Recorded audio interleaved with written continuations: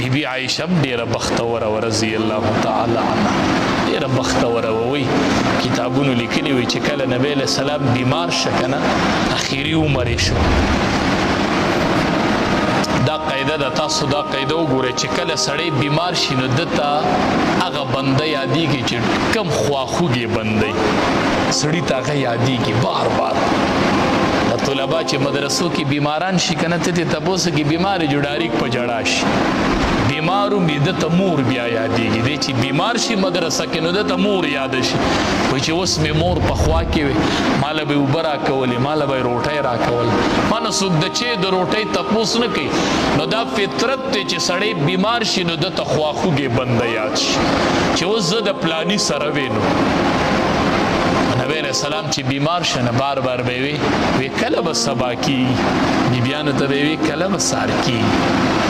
علما وايي د دې مطلب د نبی علیہ السلام ډېری جوړي خبرې وي چې د بیبي عائشې نمبر بکله راځي چې زه د بیماری د هغې کره تېره کړم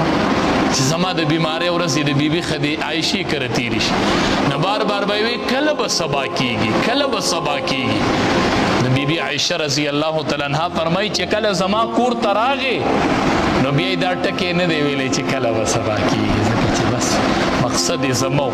چې زه د بیبي عایشې غېږ له ورشم نو بیا به مې وفات هلته کېږي بیبي عایشه رضی الله تعالی عنها وایي زه ډېره بختوره یم موږ وایو بیبي عایشې مور بیبي بختوره نه یې د بختورو حد در باندې تمام دی حد نبی علیہ السلام به فرمایل وی انا قائد المرسلین زه به د ټولو انبیاو قائد مخه د ټولو انبیاو قائد وي زه یم د ټولو پیغمبرانو قائد دا به امام الانبیاء او هغه قائد چې د دنیا نه ته نو بیبي عایشه رضی الله تعالی عنها فرمایي وي سر یې زما په دې غېږ کې پروت د قائد المرسلین د خاتم النبیین زنانو ویښې شئ زنانو د خاوند رضا والی کتابونه وګورئ امام الانبیاء د چا د غېږ نه تللی دی د امام الانبیاء تسلی د چا په غېږ کې راتلله امام الانبیاء اخیری سلګۍ په کوم ځای کې تیری کړي دي چې اخیری سلګۍ یې وي د بیبي عایشه فرمایي د دې ځای او د دې ځای په منځ په دې ځای سر پروت و د امام الانبیاء چې اخیری سلګۍ یې کولې نو کور زما غېږ زما نمبر زما او مسواک مې ولا نرم کو نو لاړې ورسره زما شریکې شو ما ورسره لاړې شریکې کړي دي او په دقه ځای سر پروت چې امام الانبیاء د دنیا نه ته ما د خپلې غېږ نه رخصت کړی دی ښه نن اکثر خاون وفات شي او ښځه د پلار کره ناست وفات شي او ښځه د پلار کره اطلاع ورته وکړي وایي راشه خاوند دې مړ دی ښه د دې ښځې به څه حال د دې خاوند زنکدن به کور څنګه تیر شوی د ده خدمت به چا کړی د امام الانبیاء د مرګ سلګۍ د بیبي عایشې په غېږ کې تیریږي او بار بار به وي د بیبي عایشې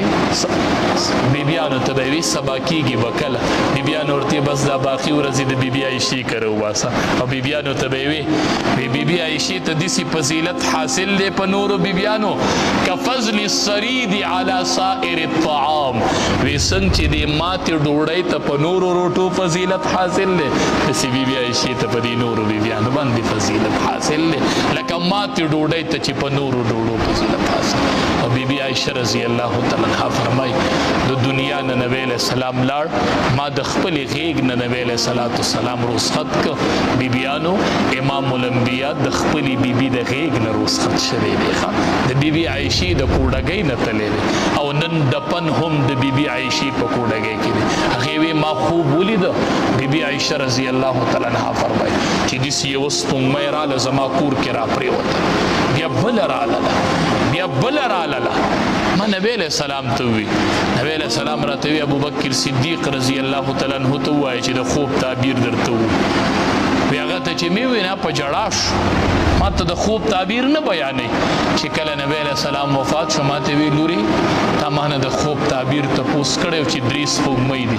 نه یوه سپوږمۍ دي په کور کې دفن شوله دویمه سپوږمۍ به د بابای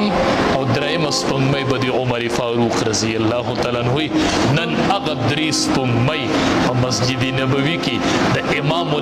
د بیبي عائشې په کور کې دفن دي. ښه په کوډګۍ کې کومه کوډګۍ کې چې به بیبي عائشې پخ کړی تیاره، کومه کوډګۍ کې چې به بیبي عائشه سملاستله، نن هغې کوډګۍ کې د دنیا بهترین مخلوق نن هغه پکې دفن دی.